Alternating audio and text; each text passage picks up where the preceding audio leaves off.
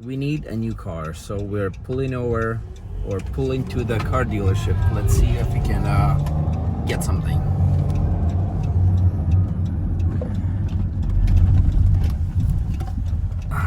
That's the car right there. Let's go check it out. Park right here, just anywhere, yeah.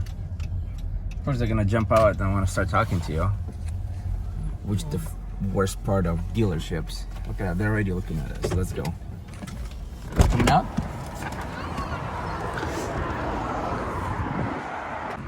So this is the car. Let's check it out. This thing looks huge.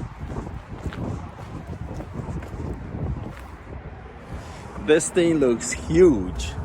Wouldn't you say so?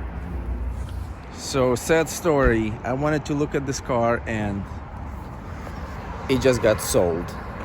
How unfortunate, right? It sucks.